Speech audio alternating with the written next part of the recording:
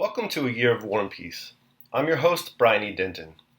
A Year of War and Peace is a daily, year-long, chapter-by-chapter reading of and meditation on Leo Tolstoy's epic novel, War and Peace.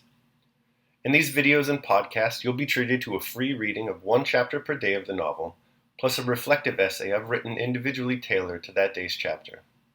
These readings are offered for free, though if you'd like to support me, you can do so in one of three ways. First, you could purchase my ebook, A Year of War and Peace. It features the entire novel, plus all of my reflective essays, and it's only $2.99 on Amazon.com. You could also become a patron at patreon.com/BrianEDenton. If you sign up there, you'll receive a sonnet once a month, plus a link to an ebook of my collected sonnets. Finally, if you like, you can make a one-time donation to my PayPal account. The email there is brianedenton@gmail.com. You can also use that email to contact me. I'd be happy to hear from you. Your support is greatly appreciated. Today's reading and reflection is on Chapter 253.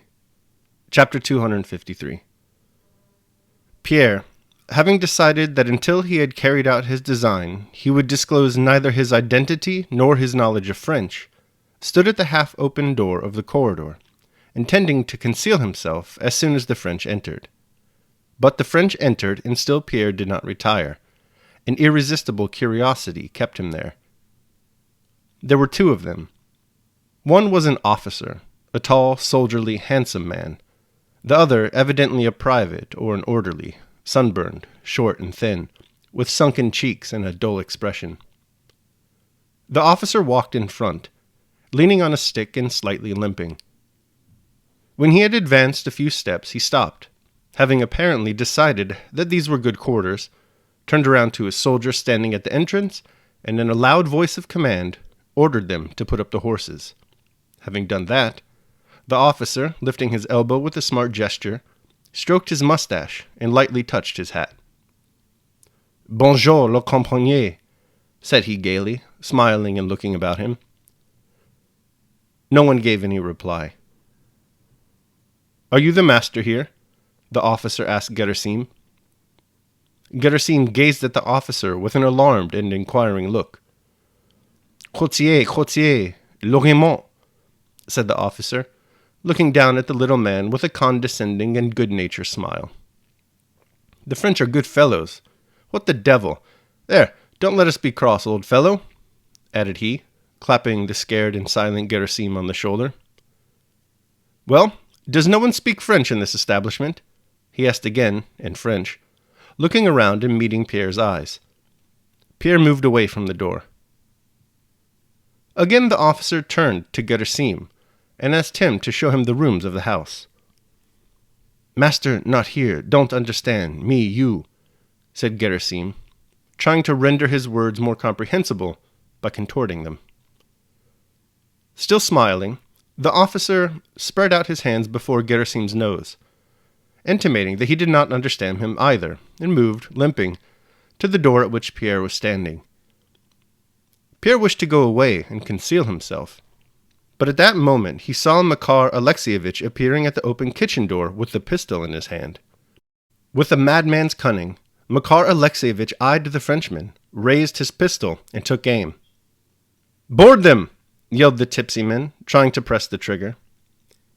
Hearing the yell, the officer turned around, and at the same moment Pierre threw himself on the drunkard.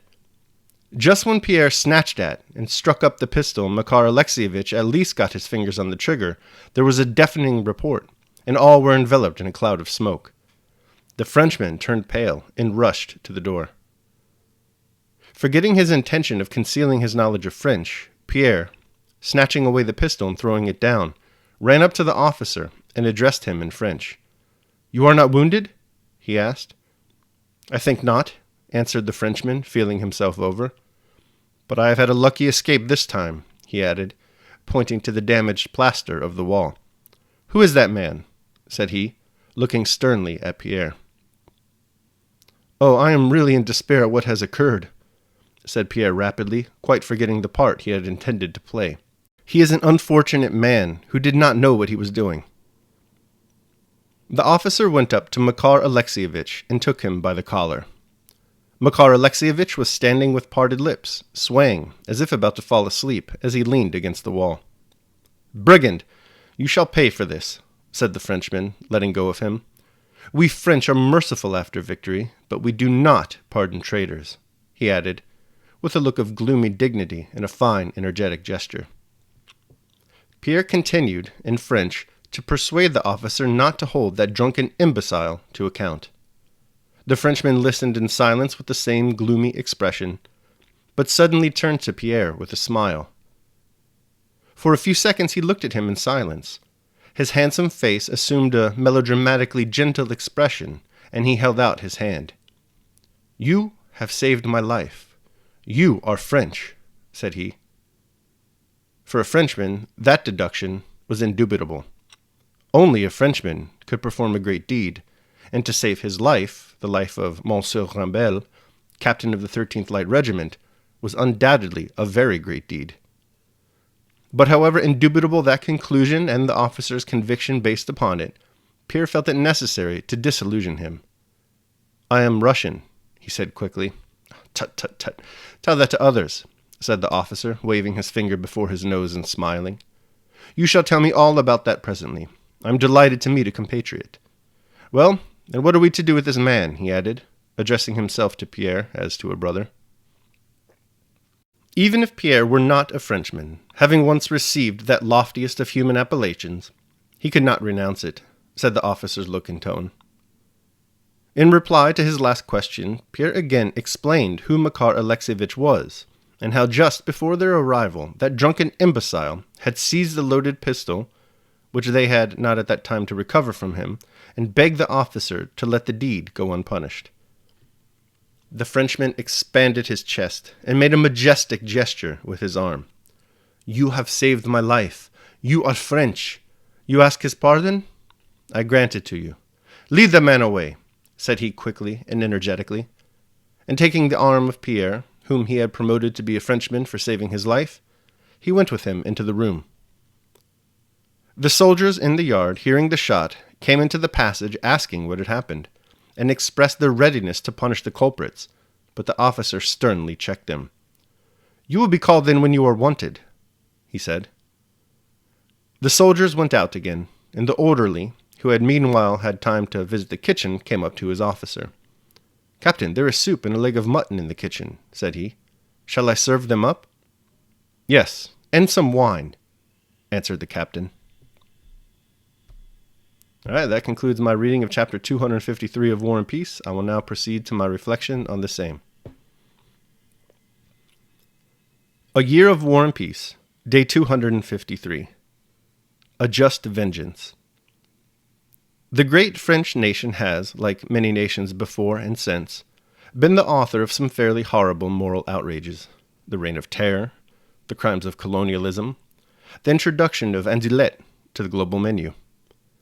Today, their unjust invasion of Russia is complete, as the two French soldiers, an officer and a private, quarter themselves in Bazdiev's home, where Pierre currently resides.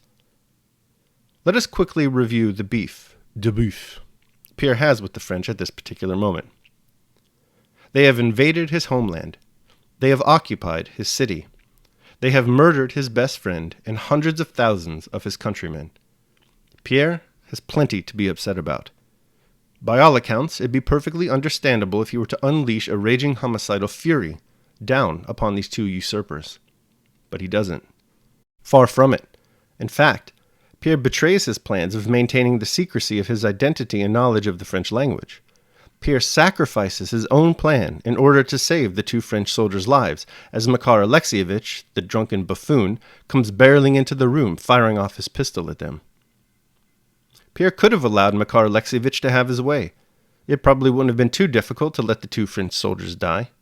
Chances are they could have gotten away with it, and no doubt the Frenchmen are guilty of murdering Russians in any event. But that's not Pierre Bezukhov, fat, beautiful bastard that he is. Daily Meditation. The best way of avenging thyself is not to become like the wrongdoer. Marcus Aurelius, Meditations. All right, and that concludes my reading of and reflection on chapter 253 of War and Peace. I hope you enjoyed it. Thanks so much for listening.